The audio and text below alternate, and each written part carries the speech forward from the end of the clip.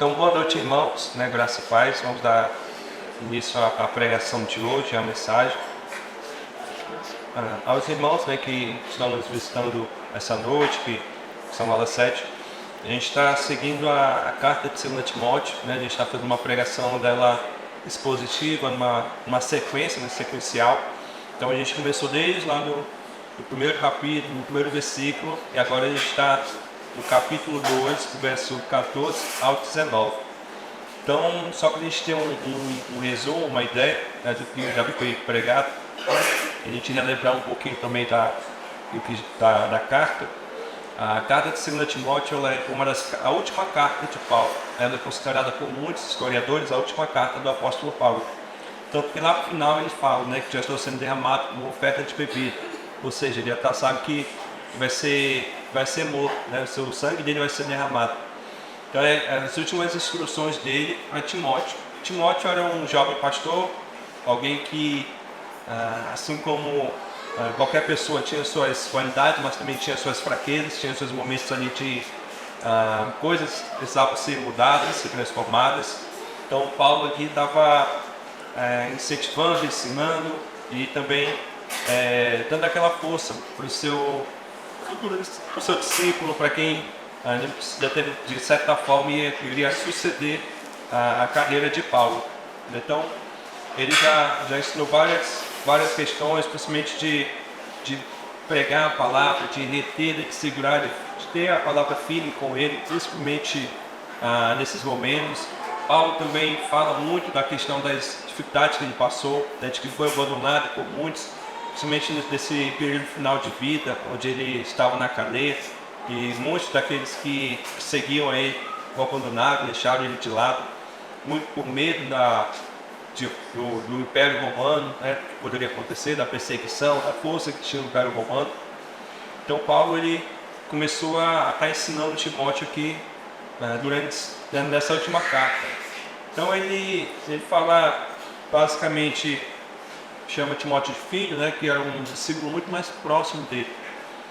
Ele fala lá no comecinho do capítulo 2, ele fala: portanto, meu filho, fortifique-se na graça que é em Cristo Jesus. Então, Paulo está ali sempre incentivando Timóteo, está dando aquela força, dando aquele incentivo. Não esconde para ele as dificuldades que é o ministério. Então, ele fala das lutas, ele fala das fraquezas, das perseguições que passou, do abandono, mas não de uma forma rancorosa, de uma forma magoada, de uma forma triste, como geralmente, se fosse para ti, provavelmente a gente iria fazer.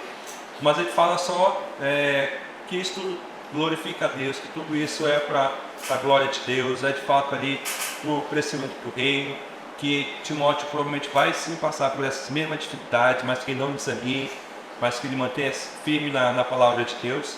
Então a gente vai chegar agora no nosso trecho de hoje, né? Nossa porção de hoje vai ser do capítulo 2, versículo 14 ao 19. Antes da gente iniciar, vamos só orar. Pai amado, muito obrigado por tua palavra, muito obrigado, Senhor, por tua graça em nossas vidas, muito obrigado pela liberdade que temos, pelo conforto que o Senhor nos deu. Sabemos muitos dos nossos irmãos em Cristo não têm esse conforto, essa tranquilidade, muitos estão sendo perseguidos. Vi essa semana notícia que na China cortaram a energia, cortaram a água, não deixaram que houvesse um culto e um lar. Então, sabemos que ao redor desse mundo, muitos lugares teu povo tem sido perseguido, mas não tem desanimado, pelo contrário, tem se fortalecido, tem se refinado cada vez mais. Então, nos ajuda a caminhar com o Senhor, nos ajuda nessa noite que está passiva, em nome de Jesus. Amém. Então, como é uma carta, né, a gente sabe que uma carta, quando Paulo escreveu a carta de 2 Timóteo e as outras cartas, ele escreveu de modo direto, né, não tinha essa questão de capítulo, de versículo, né, essa parte veio depois como uma ferramenta para nos ajudar, nos auxiliar a encontrar mais rápido a referência bíblica, a nos ajudar também na parte de estudo, mas também às vezes nos atrapalha um pouco, porque nossa cabeça já fica achando que cada versículo é uma divisão diferente. Então, às vezes, por isso que acontece muito a gente pegar o texto fora de contexto, porque às vezes só pega o versículo, mas não pega o outro que está ligado. Então, para a gente entender de fato essa mensagem de hoje, né, essa palavra de hoje, principalmente o versículo 14, nós vamos precisar ler a partir do verso 11, para a gente poder de fato entrar no nosso texto. Então, no verso 11, para 2 Timóteo, capítulo 2, diz assim: esta palavra é digna de confiança. Se morrermos com ele também viveremos. Se perseveramos com ele, também reinaremos. Se o negamos, ele também nos negará. Se somos infiéis, ele permanece fiel, pois não pode negar-se a si mesmo. Então agora a gente entra no nosso texto, que é o versículo 14, que diz assim: continue a lembrar essas coisas a todos. Que coisas? Essas coisas que a gente acabou de ler. De fato, Cristo, relembrar Cristo. Lembre-se dessas coisas, continue a lembrar essas coisas a todos, advertindo solenemente diante de Deus, para que não se envolvam em discussões acerca de palavras. Isso não traz proveito e serve apenas para perverter os ouvintes. Procure apresentar-se a Deus aprovado, como obreiro que não tem de se envergonhar e que maneja corretamente a palavra da verdade. Evite as controvérsias inúteis e profanas, pois os que se dão a isso prosseguem cada vez mais para a impiedade. O ensino deles alastra-se como um câncer. Entre eles estão Himeneu e Fileto. Estes se desviaram da verdade, dizendo que a ressurreição já aconteceu, e assim alguns pervertem a fé. Entretanto, o firme fundamento de Deus permanece inabalável e selado com esta inscrição: o Senhor conhece quem lhe pertence, e afaste da iniquidade todo aquele que confessa o nome do Senhor. Então, a gente já começa o trecho de hoje, já justamente no capítulo 14, no versículo 14, que fala justamente: continue a lembrar essas coisas a todos. Como a gente viu, como a gente acabou de ler, essas coisas pode estar ligado a tudo que ele falou anteriormente, ou seja, lá no versículo 1, do capítulo 1 até chegar nessa parte, até chegar no capítulo 2, versículo 14, ou muito mais provavelmente essa oração que ele fez no final aqui, que a gente acabou de ler, versículo 11 ao versículo 13.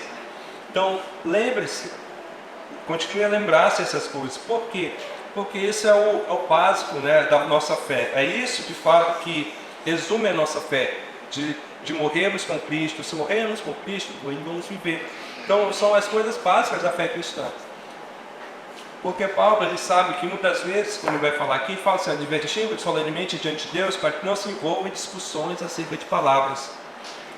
Porque é muito fácil a gente perder o foco do caminho da vida cristã, que é correto, que é as doutrinas básicas, por a gente debater sobre coisas secundárias, coisas que não acrescentam em nada a nossa vida espiritual. Em muitas igrejas, muitas reuniões de pessoas, de cristãos, muitas vezes se racham, se dividem, ou vai uma pessoa montar uma outra igreja em outro lugar, muitas vezes por questões secundárias, que não são de fato ali as verdades, as velhas verdades da palavra de Deus, mas são às vezes questões mais técnicas.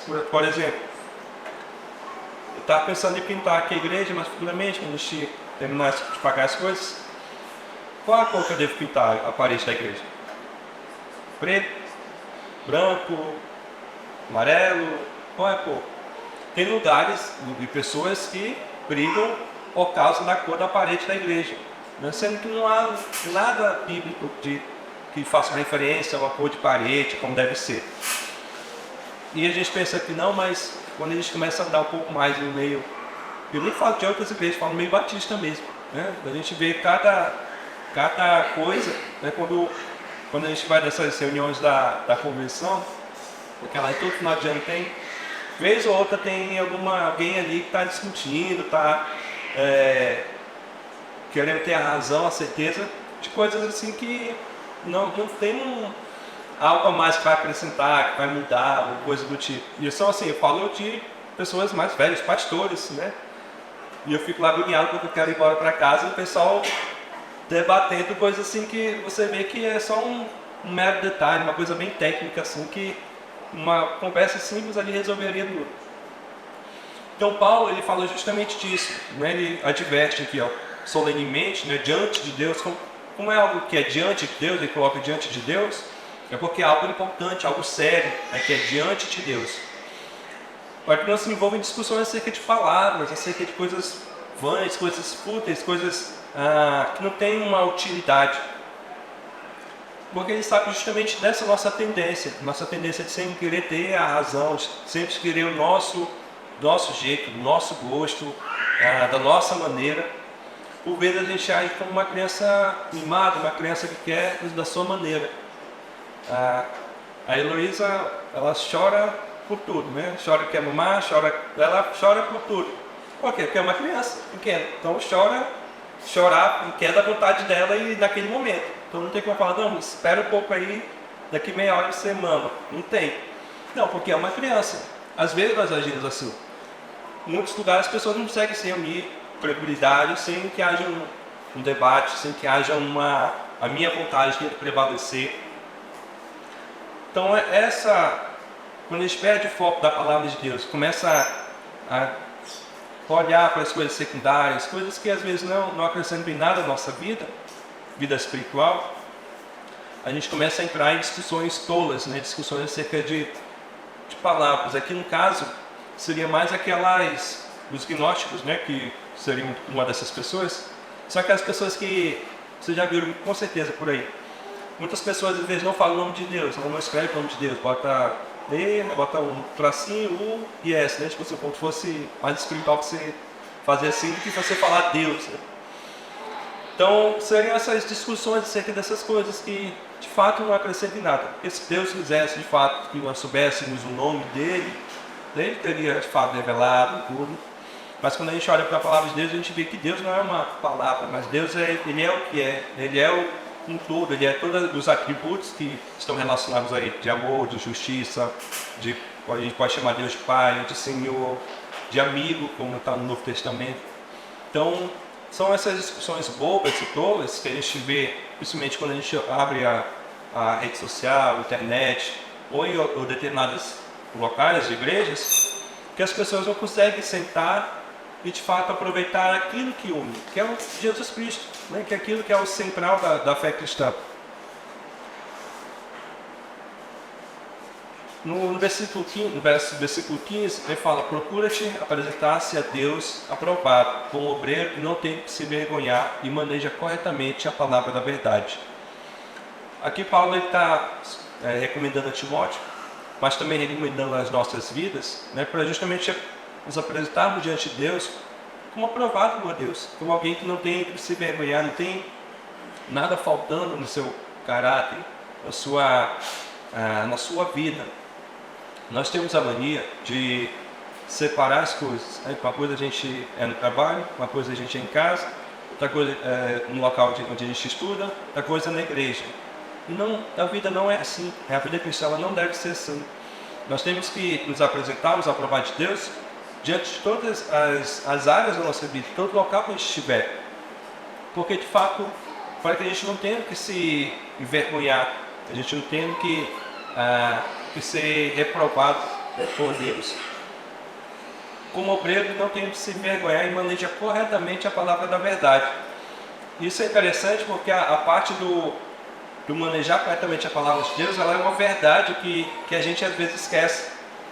Em muitos lugares nos é ensinado que a letra mata, que o ensino nos esfria, que o ensino da palavra de Deus, que estudar a palavra de Deus nos faz religiosos e a gente não tem uma vida espiritual, uma vida de fato ali com Deus.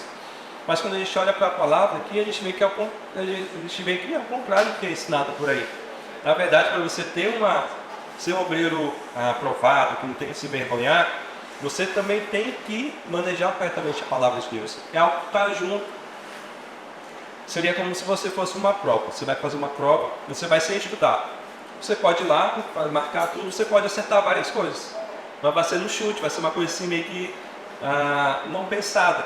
Mas você tem muito mais chance de acertar quando você estuda, quando você de fato ali tem aquele momento diariamente, você está diariamente estudando a palavra de Deus, você está lendo, você está tendo ali aquele contato, você vai fazer essa prova, você tem mais chance de você acertar, de você fazer corretamente.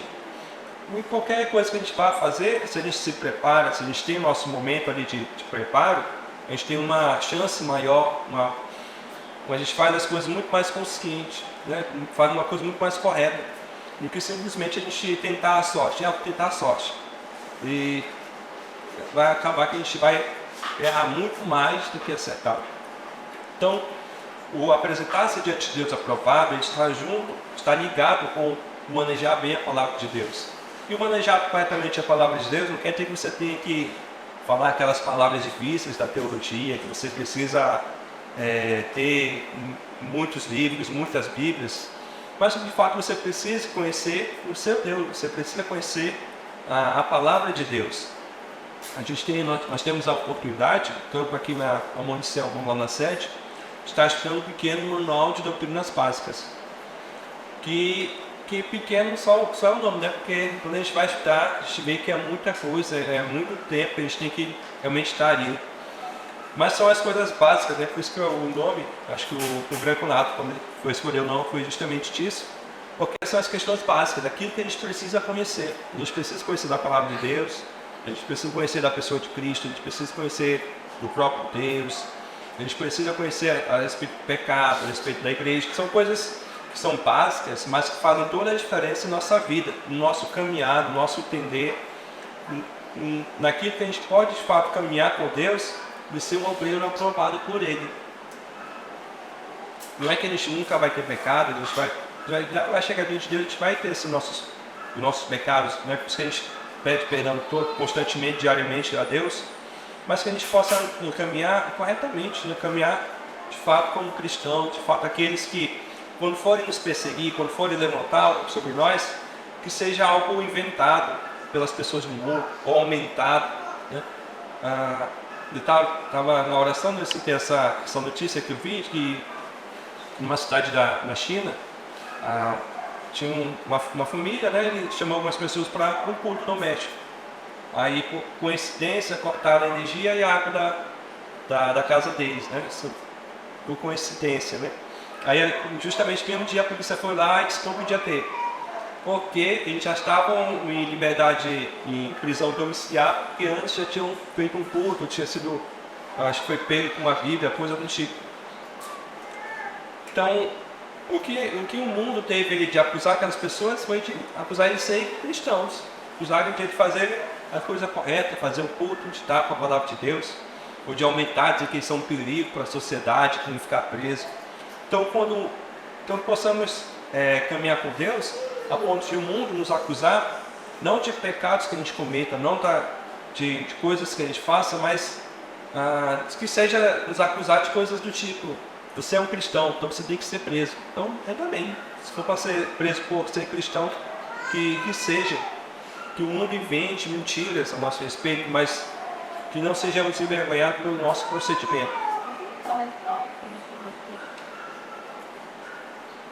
Então,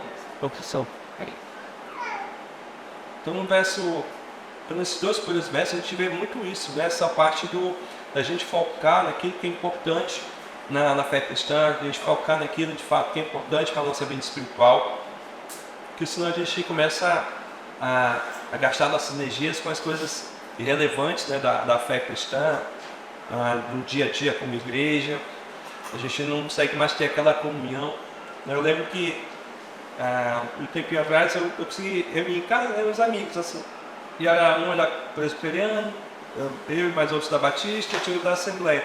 A gente conseguiu ali estar super tranquilo, super se divertindo, todos juntos, brincando um com o outro. Mas porque a gente de fato entendeu que nas coisas básicas, principais da vida, da fé cristã, a gente tem o mesmo entendimento.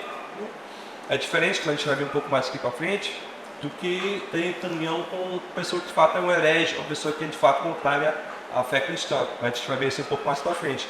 Mas para as pessoas que às vezes têm uma certa diferença de entendimento em algumas coisas, a gente pode sim lembrar das coisas de Deus, lembrar das coisas que de fato são mais importantes e caminhar com essas pessoas, ter a amizade. Então a gente não precisa ser só do Batista, mas a gente pode ter outros amigos também de outras denominações, desde que sejam assuntos secundários que diferenciem. Mas não igual aqui, por exemplo, no verso 17, que é a pessoa que estava já dizendo que a ressurreição já tinha acontecido. Né? Porque a ressurreição já é algo muito importante para a fé cristã, não tem como você negociar.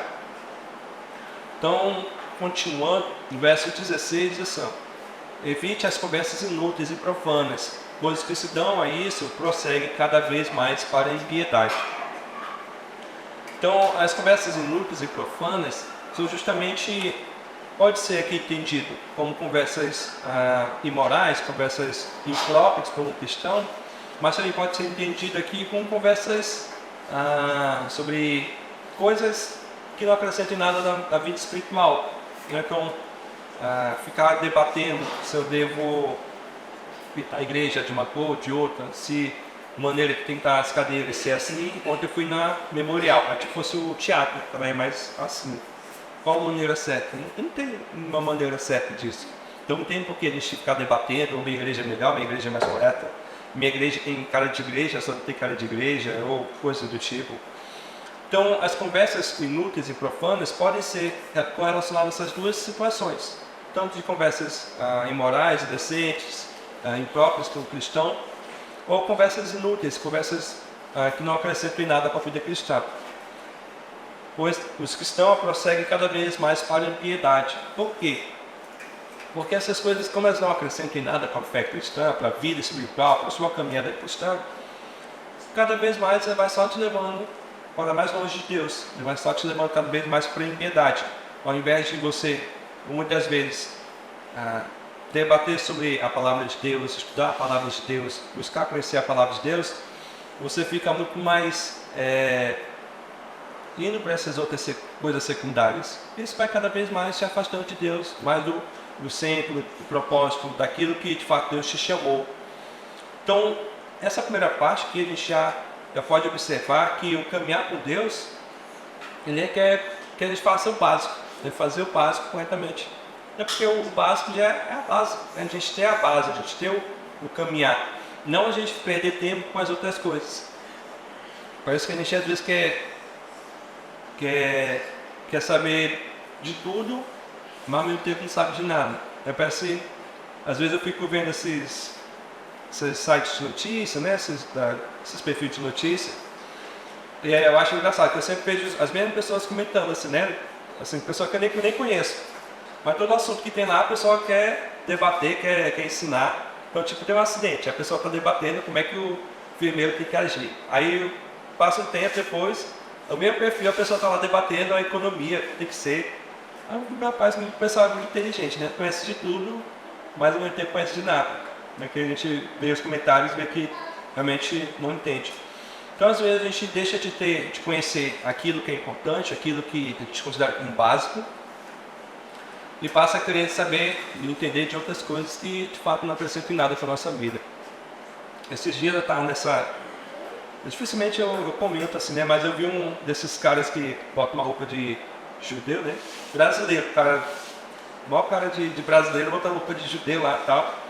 Aí falando aí de sábado, tinha que guardar sábado, não sei o quê. Aí eu eu vi que comentou alguma coisa lá e eu fui lá e comentei, né? Tipo, saía batendo cada versículo que eu tinha botado. Aí por coincidência sumiu também meu comentário, né? Eu era herege.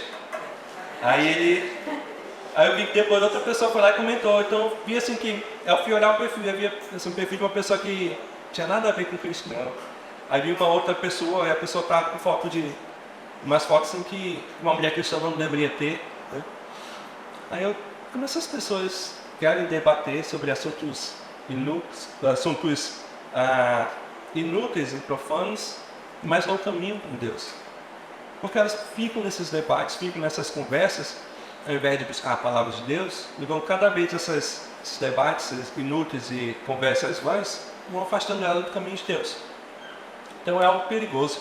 Muitas vezes a gente quer lutar para ter a razão, a gente quer estar certo, a gente quer a nossa maneira, mas não consegue observar que o básico, ele sempre vai funcionar. A gente saber o básico da palavra de Deus, a gente saber as doutrinas básicas, é o que importa.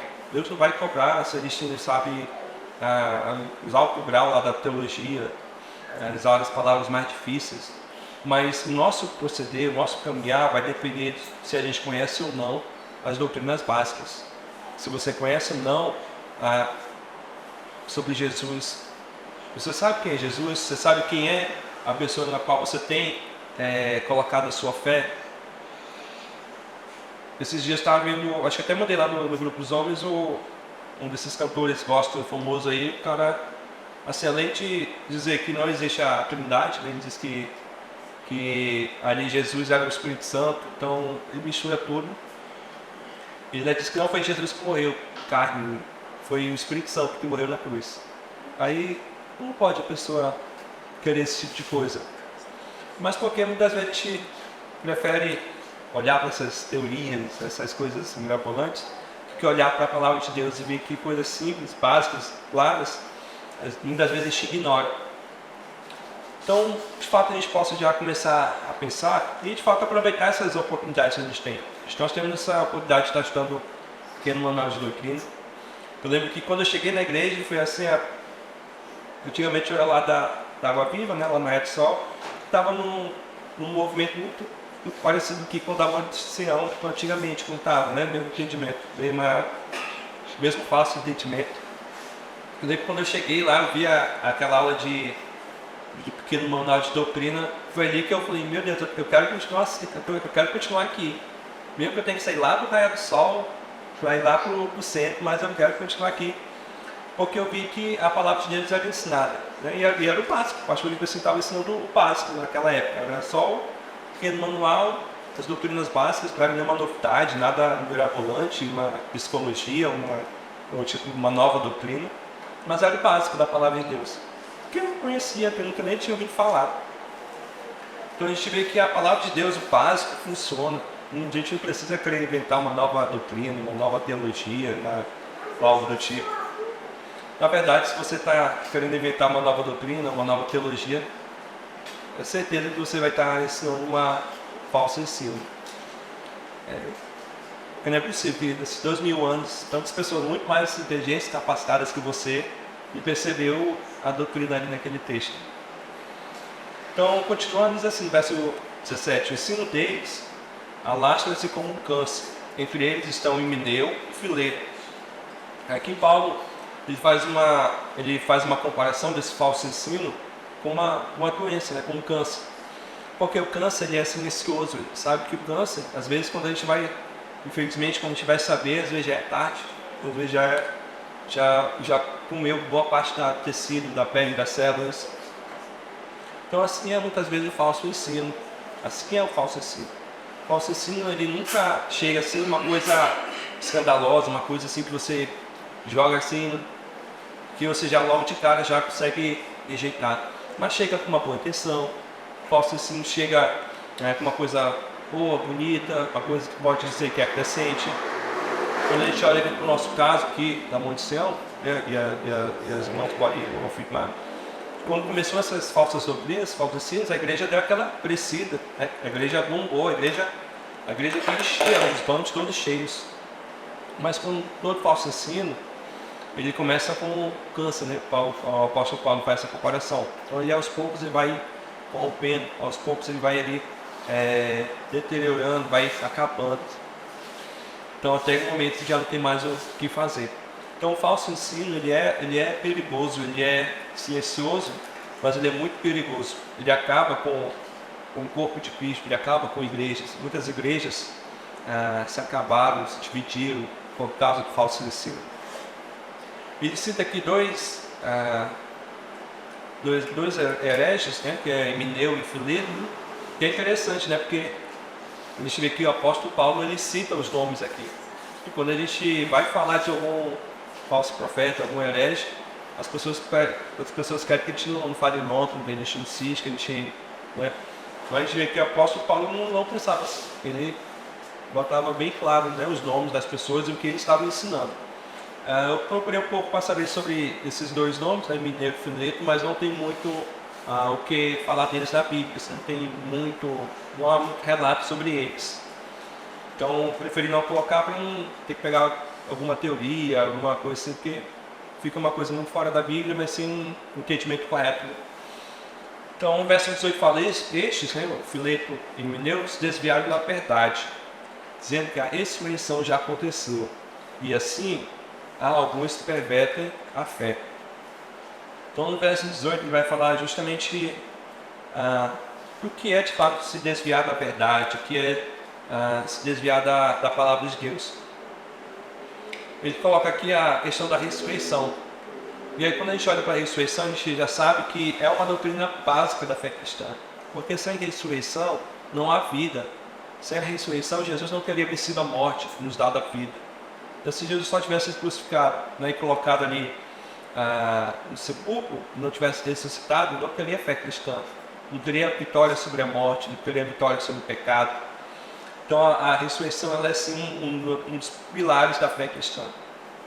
E aqui, esses dois falsos mestres, eles já começaram a corromper as pessoas, né, com falsos ensinos, dizendo que a ressurreição já aconteceu, né, já dizia ali que diante do povo, e muitas pessoas seguiam eles.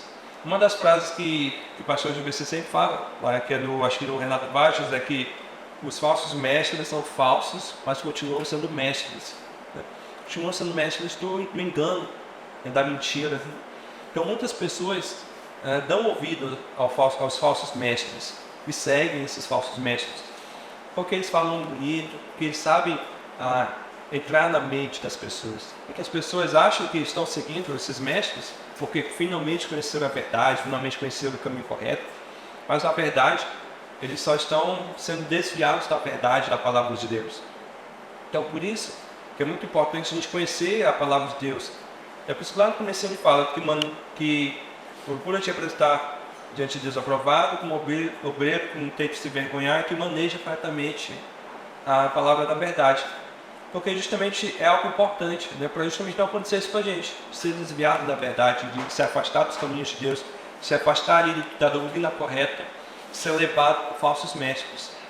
Porque há muitos falsos mestres. Não é algo novo, não é algo que foi criado aqui no Brasil, mas é algo que tem desde esse início, desde o início da fé cristã, já vê pessoas que já estavam ali tentando corromper as pessoas, estavam ali tentando levar as pessoas para o ensino errado. Interessante que essa palavra perverter, né, eu fui olhar a tradução dela no grego, é como se fosse algo de virar a cabeça, né? É parecido com aquela palavra da catástrofe, né? É a mesma palavra, na verdade, catástrofe. Então, que é justamente você bagunçar tudo, você virar de cabeça, as coisas que não estarem mais no seu devido lugar. É a mesma palavra. Então você vê que o falso ensino, os falsos mestres fazem isso, né? Eles pervertem a fé, eles botam a fé de cabeça para baixo, eles desviam a pessoa da verdade. Então, por isso que é muito importante nós conhecermos a palavra de Deus, ter o contato com a palavra de Deus, buscar conhecer a palavra de Deus, buscar conhecer as doutrinas básicas a respeito de Deus. Então, a questão é nós somos levados pelos falsos mestres. Para a gente finalizar, tem o verso 19, que fala assim: entretanto, o firme fundamento de Deus permanece inabalável e selado com esta inscrição: o Senhor conhece quem lhe pertence, e afasta da iniquidade todo aquele que confessa em nome do Senhor.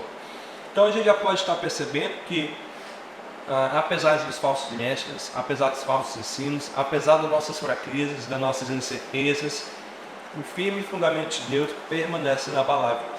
Porque não depende de nós, depende de Deus. E Deus é inabalável, Deus é a rocha, Deus é a nossa força. Então é Deus que de fato permanece inabalável e selado.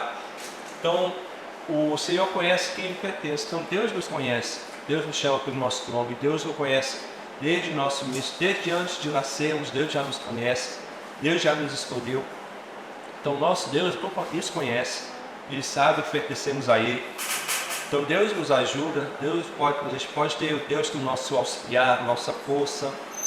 Não estamos sozinhos nesse mundo. Numa dificuldade a gente pode recorrer ao Senhor, a gente não está abandonado. Às vezes eu fico pensando como deve ser a vida de um ateu nesses momentos de crise, de dor, não ter a quem recorrer, não ter a quem buscar forças. Então deve ser nesses momentos de tristeza, de dor, de luto, uma vida muito ruim. Se a dor ela já é ruim quando a gente tem a Deus, imagina quando a gente não tem Deus. E no final ele fala que a parte da iniquidade de todo aquele que confessa o nome do Senhor. Daí está muito ligado com a parte lá do apresentar-se aprovado por Deus. Porque quando a gente conhece a Deus, a gente se afasta da iniquidade, a gente se afasta do mal, a gente tem uma mudança de vida.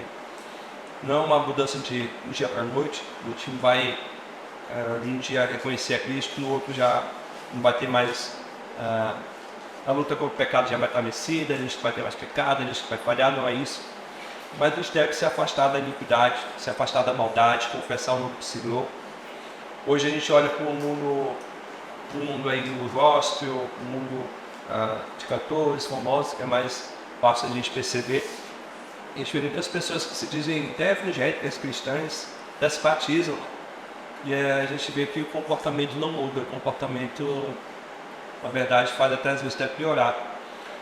Então, de fato, mostra que essas pessoas não conheceram a Cristo, mas não conheceram o Senhor. Porque uma pessoa que conhece Deus, confessa o nome do Senhor, ela se afasta da iniquidade. Então, que possamos estar meditando nessa palavra, meditando nesse trecho, é um pequeno trecho da carta. A gente sabe que ainda tem mais a ensinar. Paulo ainda está ensinando muito mais a Timóteo, reforçando a ele. É uma carta que direcionada a Timóteo, mas que tem muito ainda a nos ensinar, muito a estar nos fortalecendo na nossa caminhada.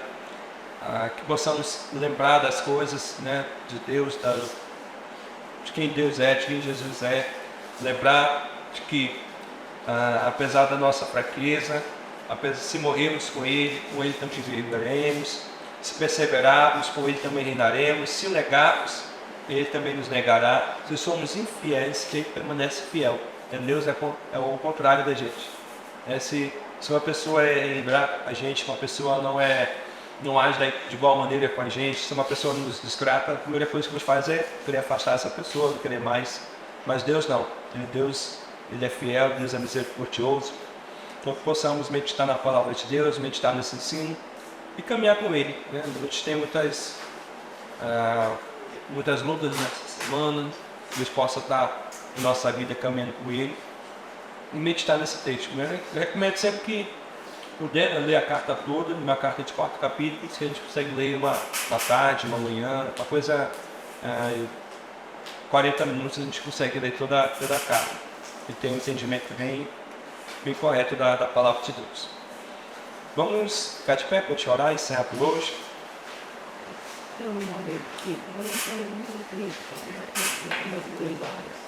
No final a gente tira uma foto, só para semana passada de colocar aqui, a gente tinha foto. Senhor Deus, muito obrigado por tua graça, misericórdia. Nos ajuda, Pai, a caminhar com o Senhor. Nos ajuda, Pai, a sermos apresentados diante do Senhor como obreiros aprovados pelo Senhor, Pai. Nos ajuda a manejar a tua palavra, a sermos fiéis ao Senhor, a retermos, a nos apegarmos firmes à tua palavra, Pai. Nos ajuda a também, Senhor, caminhar contigo, que o Senhor possa nos fortalecer diante dos falsos mestres, diante dos falsos ensinos. Sabemos que nesse mundo há muito engano, muita mentira, muitas meias verdades. Então, que o Senhor possa estar nos livrando, nos ajudando, nos dando discernimento, entendimento correto, Pai.